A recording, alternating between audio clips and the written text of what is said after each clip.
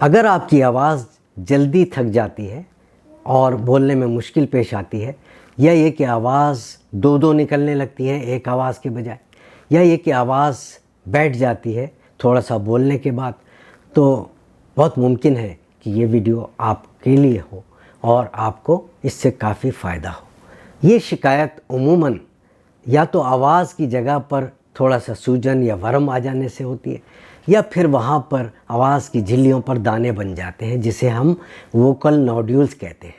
انہی کو سنگرز نوڈیولز بھی کہتے ہیں، کیونکہ یہ زیادہ تر کن لوگوں کی ہوتی ہے جن کا کام آواز کا بے دریغ استعمال ہے۔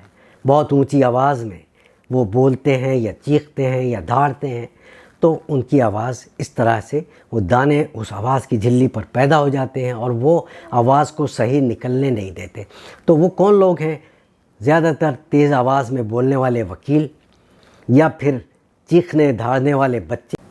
اب ووکل نوڈیولز یوں تو خطرناک نہیں ہیں، لیکن اس کا علاج بہت ضروری ہے، اس لیے کہ اس سے آواز اتنی خراب ہوتی ہے کہ وہ پھر بعض لوگ جب وہ اپنی بری عادات چیخنے دھاڑنے کی برقرار رکھتے ہیں تو یہ آواز پختہ ہو جاتی ہے، اور ویسی ہی دو آوازیں یا آواز کا تھک جانا اور یہ سارا آواز کا بیٹھ جانا ساری عمر ان کا تعاقب کرتا رہتا ہے۔ آواز کی دو جھلیاں ہوتی ہیں جو کہ جب ہم بات کرتے ہیں تو وہ آپس میں ٹکراتی رہتی ہیں اور ان کے ارتعاش سے آواز پیدا ہوتی ہے۔ اب دانے کیا کرتے ہیں کہ دو دانے ایک جھلی پر دوسرا دوسری جھلی پر، یہ دانے جب وہ آواز کی جھلیاں ارتعاش میں آ کے ملتی ہیں تو وہ دانے سب سے پہلے ایک دوسرے سے ٹکرا رہے ہوتے ہیں اور آواز کی جھلی کو صحیح طور پہ ملنے نہیں دیتے، اس وجہ سے وہ آواز بیٹھ جاتی ہے، تھک جاتی ہے سب کچھ۔ ووکل نوڈیولز یا آواز کی جھلیوں پر ورم یا سوزش، یہ اس کا علاج میں آپ کو صاف طور پہ بتاؤں کہ آپ کے اپنے ہاتھ میں ہے۔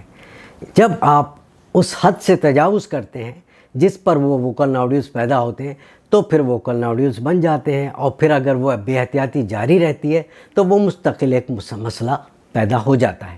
تو آپ اپنے آپ کا علاج کس طرح کر سکتے ہیں؟ اس میں سب سے بڑی بات ہے آواز کو بند کر دینا۔ جیسے ہی آپ کی آواز بیٹھے یا تھک جایا کرے یا ایسا کچھ ہو تو پھر ہم مشورہ دیتے ہیں کہ کم از کم 4 ہفتے تک اپنی آواز کو بالکل بند کر دیں، خاموش ہو جائیں، اشاروں میں باتیں کریں، اور اگر بہت ہی ضروری ہے کچھ کہنا تو کسی کے قریب جا کر بہت ہلکی آواز میں بات کریں، سرگوشی نہیں۔ سرگوشی سے آواز کی جھلیوں پر زیادہ زور پڑتا ہے اور وہ ووکل نوڈیولز ختم نہیں ہو پاتی۔ ہلکی آواز میں آپ کو بات کرنی ہے اگر بہت ضروری ہے تو، ورنہ سرگوشیوں سے کام نہیں چلے گا، کیونکہ سرگوشیوں سے آواز کی جھلی پر زیادہ زور پڑتا ہے اور وہ دانے ختم نہیں ہو پاتے۔ تو یہ تو ہوئی پہلی بات۔ دوسرے یہ کہ بعض لوگوں کو اسپیچ تھیراپی کی ضرورت ہوتی ہے، اور اسپیچ تھیراپسٹ ہمارے معاشرے میں موجود ہیں جو یہ سکھاتے ہیں کہ آواز کو کس طرح اچھے طریقے سے نکالا جائے۔ جیسے گانے والے کو سکھایا جاتا ہے کہ کسی مخصوص سر کو کس طرح آپ نکالیں، کیسے ادا کریں، اس سے آواز کی جھلی پر کم سے کم دباؤ پڑے گا۔ تو یہ اسپیچ تھیراپی بھی بہت ضروری ہے ان لوگوں کو جن کے ووکل نوڈیولز ہو جاتے ہیں۔ تیسری بات یہ کہ جو بد عادات ہیں جیسے سگریٹ اسموکنگ وغیرہ ہے، اس کو بالکل بند کرنا پڑے گا۔ اگر کوئی شراب کے نشے کا عادی ہے تو شراب بھی بند کرنی پڑے گی، اور ساتھ ہی ساتھ اسٹیم انہیلیشنز یہ بھی بہت ضروری ہیں، کیونکہ یہ جو جھلیوں پر ورم آ جاتا ہے اس کو کم کرنے میں کافی حد تک مدد دیتی ہیں۔ اگر ووکل نوڈیولز 1 مہینے کی آواز کی احتیاط سے بھی ٹھیک نہیں ہو پاتے تو پھر ان کا دوسرا آپشن یہ ہے کہ اینڈوسکوپی کی جائے، اور اینڈوسکوپ کے ذریعے یا کبھی کبھی مائکروسکوپ میں دیکھتے ہوئے اس آواز کی جھلیوں سے وہ دانے نکال دیے جاتے ہیں۔